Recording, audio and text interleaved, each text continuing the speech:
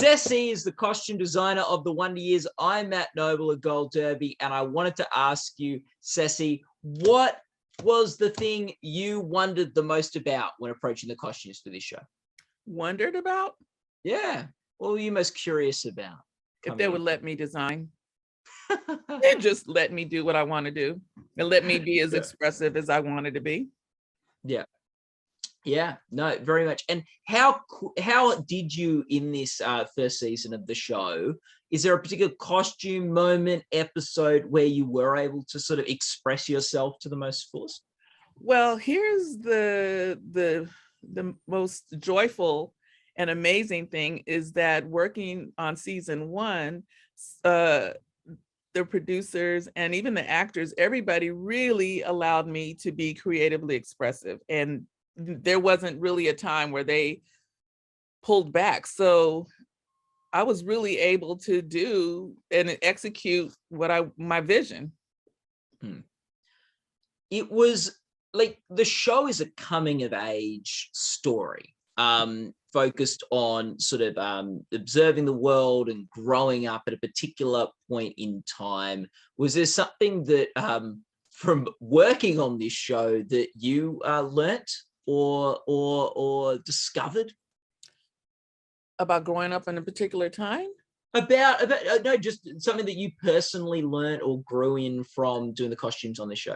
What I personally learned and was kind of a constant touch point of a bit of nostalgia and combined with epiphany, in that I learned that growing up, all the things that I was interested in, all the things that were supported by my parents, like sewing and love for fabrications and craftiness, and even being in a situation economically where I'm the youngest of 5. And, it was very difficult during that time growing up to feed all of us and to get to have the latest clothes. And so it forced me to be more creative about expressing myself that way.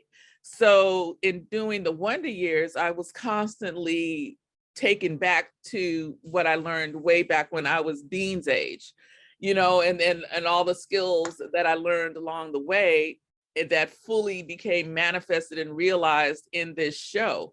So my preparation really was just growing up as a kid and similarly in that same time frame.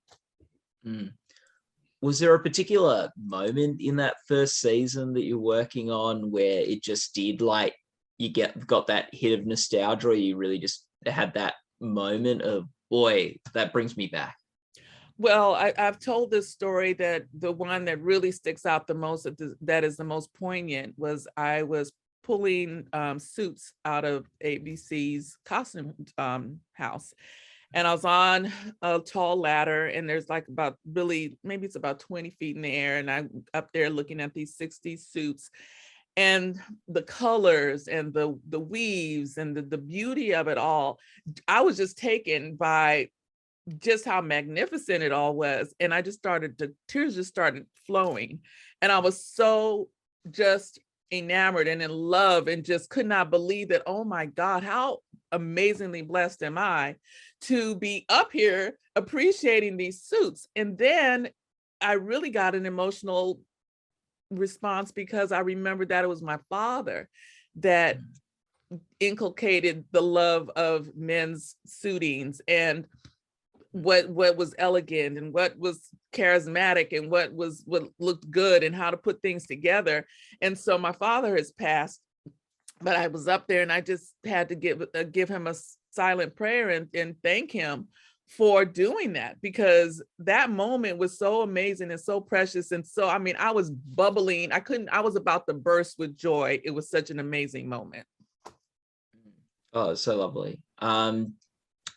Approaching the costumes for this series, what is the most important thing for you to get right? I think the most important thing is to be genuine in terms of what we looked like it in that time frame. The thing that I really wanted to make sure is that I am representing this Black family the way Black families are, and then in that time frame, because I think oftentimes there's misconceptions about, if you are a Black family or you're in the minority, then you have to dress a certain way. You don't have access to the same things. But this is a middle class family, and I wanted to make sure that I told the story of the fact that culturally, as Black people, we dress. We make sure that even if we did not have a lot of money, we had that one suit that was always amazing and ready for church or any special occasion. We had that dress, we had our shoes. I mean, I remember growing up, Saturday night was the time to pull out your clothes for church, and we'd pull them out, we'd make sure they were ironed, the shoes or patent leather shoes, we put Vaseline on it to take the cuffs off, scuff marks off, and make sure that was all together. So now this family they're not poor, they're a middle class family, but I wanted to make sure that people knew that we get it correct, like the details were, the hat was there, the glove was there, the pocketbook, the right stockings, the shoes, the color combinations. I wanted to make sure that story of how we dressed and how we express ourselves was really realistic and accurate. Is there a favorite costume you got to work on? Oh my gosh, that's oh, wow. I mean, I think I don't really have favorite characters, but the ones that I jump up and down the most about, I think are the ones with Dulé, Bill's character, because he's such an elegant, and I based his look a lot on my own dad, and just very, jazzy, and the details of his color combinations, and he'll wear an ascot or his knit shirts, his bandlon shirts. I thought all those moments were amazing. And then Laura, who plays Kim, oh my gosh, she's so freaking exquisite. When I first met her, I thought, oh my goodness, after this show, you're going to be on the cover of every magazine. Like, she is outstanding, and she is so statuesque. So everything that goes on her is like, wow, like a model look. I feel like I need to do like a photo session just with and she can wear any color. The vibrancies that I put on her are just amazing. And I think her costumes tend to be, for me, the most memorable.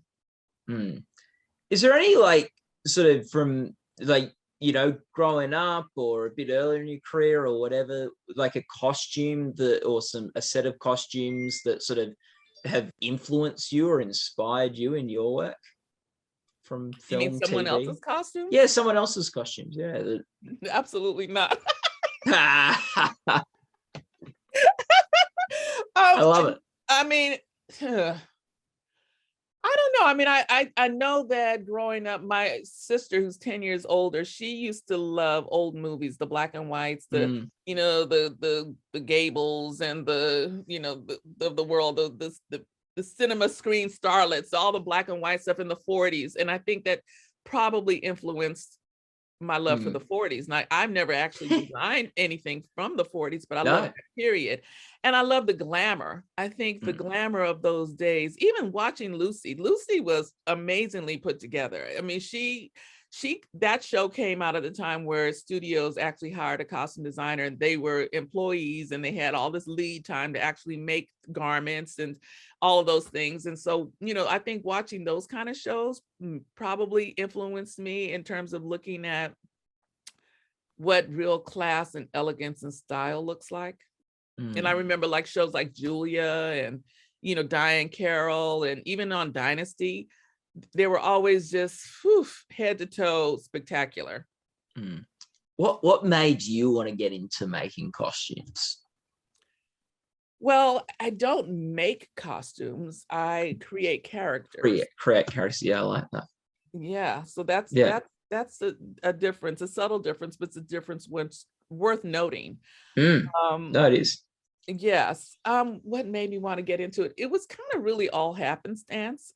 I came to costume design through the road of videos and print work and doing ads for circulars for department stores, all those things. And the first thing that I ever did, where I even found out that a stylist was even a thing, was a photo shoot that was with DeBarge and Janet Jackson. And the photographer invited me to come, and he needed some wardrobe really quickly. And I had just done a fashion show. So he called me up in a haste and said, come to the studio, bring everything. And so I brought, what I had, and they loved the wardrobe. And who was it? The client of the advertising agency said, oh my God, you're just the most amazing stylist ever. And I said, oh, great. Thank you so much. I appreciate that. And when he walked away, I had whispered in the photographer's ear, I was like, what's a stylist? I had no idea what a stylist was. And when he explained to me what a stylist was, okay, so then the fireworks and the bells and whistles, the ding, ding, ding, ding, ding, and the connections and all the synapses started, I can do that, I've got the skills. This is like, I don't even have to go to school for this. I can do it. So that's kind of how I got into it. It was just like, oh, I found something that matches, right up all the boxes of what I naturally know how to do.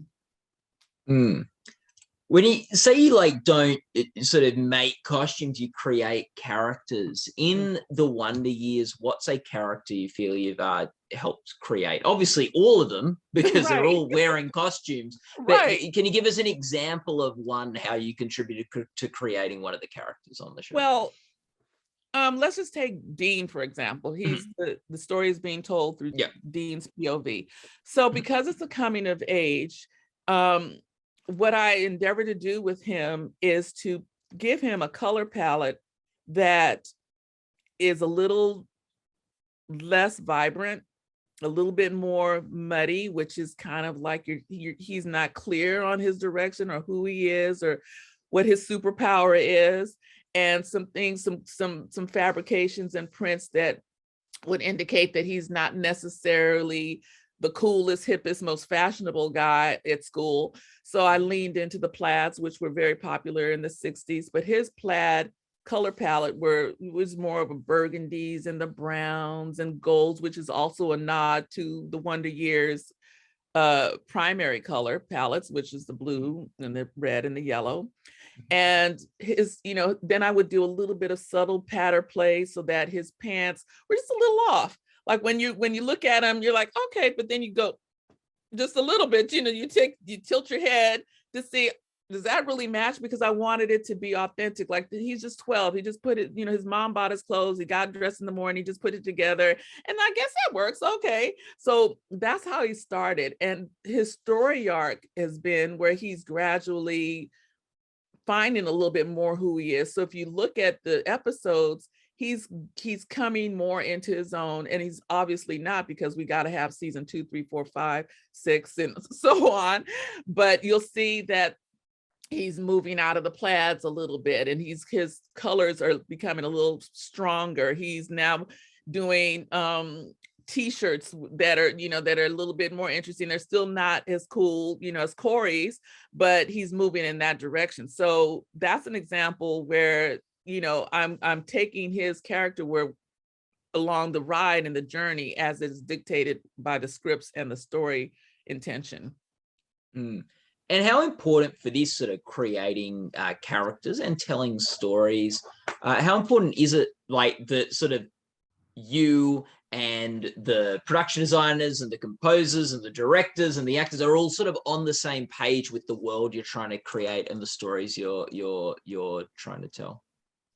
I'm sorry, I'm not understanding the question. How's it important that you all have an aligned vision, that you all have the same ideas, because you're all contributing to creating these characters in different ways and creating this world in from different perspectives? Well, yes, we all definitely have to be on the same page. But what the beauty of this show and the professionals and the department heads that they've coalesced, they've got a team together that each of us in our own right understands the period, understands the intention, and can execute our own individual aspect of the piece of the puzzle.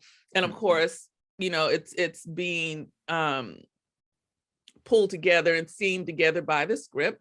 And then our production meetings, that's another opportunity to make sure that we are all on the same page. But yes, the picture is involving various pieces of the puzzle, and it all comes together at the end to deliver, the end product. But it's very important that we're all on the same page. And when we're not, we course correct. There's been times where, I might tell the props person, hey, Black people don't eat green Jello.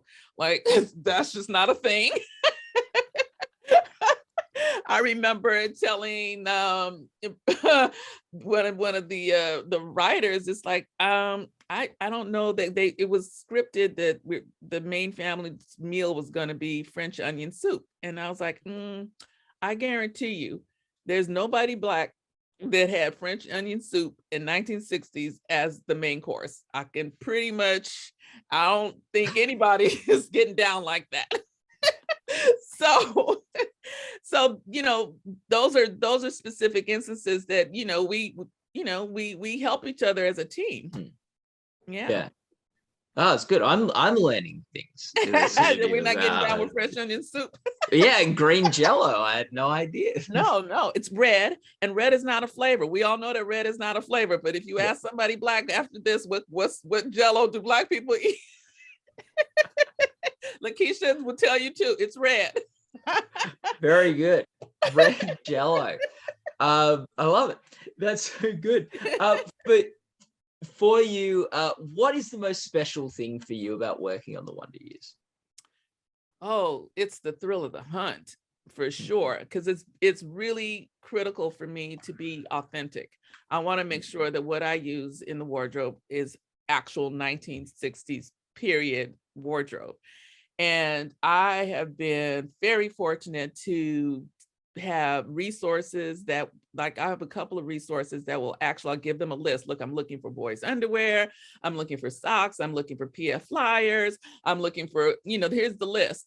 And they will get on a plane and go to Middle America and go to some of these stores that have been shuttered for years. And the original owners might have been deceased, and it's handed down to the kids who don't know what to do with all this inventory or whatever, various things that have just been sitting there collecting dust. When I tell you I have what's called dead stock, and dead stock is stock that's from the period that's actually still in the packaging.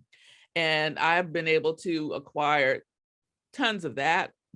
And just me going to the vintage stores, which that's my lane, that's my jam.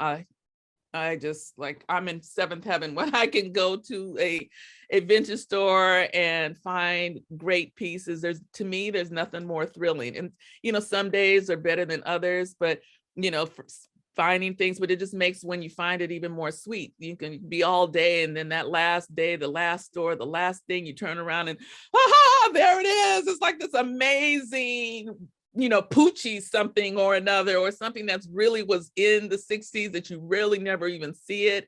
I mean, I saw these towards the end of the season. There was somebody who actually called me because I'd been working with them. They were in the vintage store, and they said, you know what? I was in the store next door, and the guy had these dresses that I think you would love, and these shirts. And I went, and they were these nylon shirts and a tunic dress with Black people, a motif of Black people all over, like with afros and then hats and all this stuff. And how unusual is that? You never see anything like that. So to have been able to acquire that and have that moment, that's what I live for. That's so much fun.